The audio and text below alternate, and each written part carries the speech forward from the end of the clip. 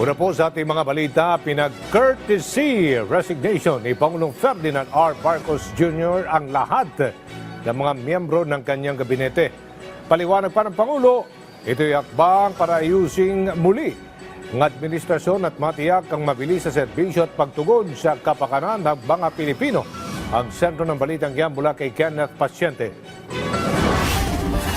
Hindi na pwede ang petics. Yan ang binigyang diin ni Pangulong Ferdinand R. Marcos Jr. kasunod ng kanyang naging direktiba na pagsumitihin ng courtesy resignations ang mga cabinet secretary. Ayon sa Pangulo, panahon na para itugma ang pamahalaan sa tunay na inaasahan ng taong bayan. Hakbang ito ng Pangulo para ayusing muli ang administrasyon, lalo't nagsalita na ang taong bayan sa katatapos na eleksyon at kailangan anya itong pakinggan at aksyonan.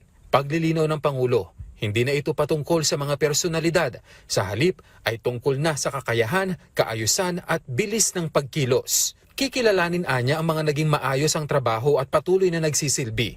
Ngunit hindi anya maaaring makontento at tapos na raw ang pagiging petics at bara-bara. Ayon sa Malacanang, layunin ng hakbang na ito na bigyang laya ang Pangulo sa muling pagtukoy kung sino ang nararapat manatili sa pwesto, batay sa kakayahang makapaghatid ng resulta sa gitna ng mga nagbabagong pangangailangan ng bansa. Isang malinaw na hakbang daw ito mula sa unang yugto ng pamahalaan patungo sa mas tutok at results-based na pamumuno. Binigyang diin ng Pangulo, kailangang umangkop sa pagbabago ng panahon, mas mabilis na aksyon at mas malinaw na resulta ang kailangan. Tiniyak naman ng palasyo na hindi maaantala ang pagbibigay ng serbisyo publiko sa kabila ng transisyong ito at meritocracy sa muling pagbuo ng kanyang liderato. Sa pamamagitan ng hakbang na ito, ipinararating ng Marcos administration na handa itong tumugon sa hamon ng panahon. Isang gobyernong mas malinaw ang direksyon, mas mabilis ang aksyon at mas nakatuon sa kapakanan ng mamamayang Pilipino.